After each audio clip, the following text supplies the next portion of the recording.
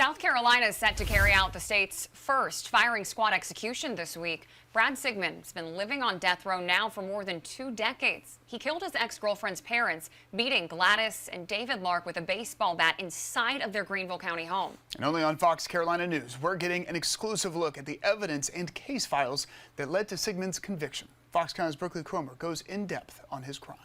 It's a horrific case. It shocked our community. For more than 2 decades, case files and evidence from Brad Sigmund's double murder trial sat on the shelves of the Greenville County Courthouse. It was a rural area.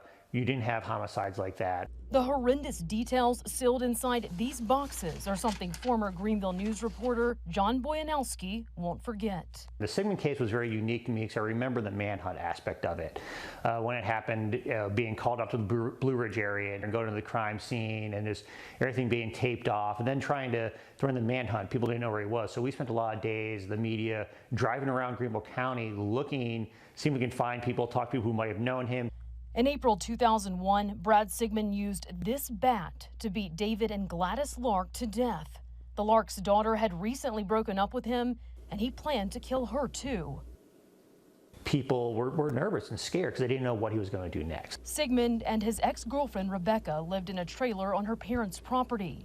The Larks filed an eviction against Sigmund just 2 weeks before they were found dead inside their home on East Darby Road in Taylors.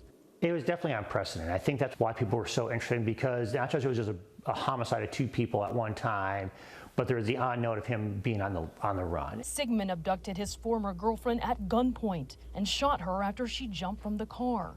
She escaped as Sigmund drove away. No one knew what he was capable of at the time. People were hiding in their homes. They weren't walking out. They weren't going to the grocery store. Sigmund stole an RV and drove it to Gatlinburg, on the run for 10 days. Before he was taken into custody in Tennessee. When he was caught in Sevierville, it was kind of a surprise that he had made it that far and had gotten that far away with so much being focused on the Greenville area. Sometimes memories can't be sealed away.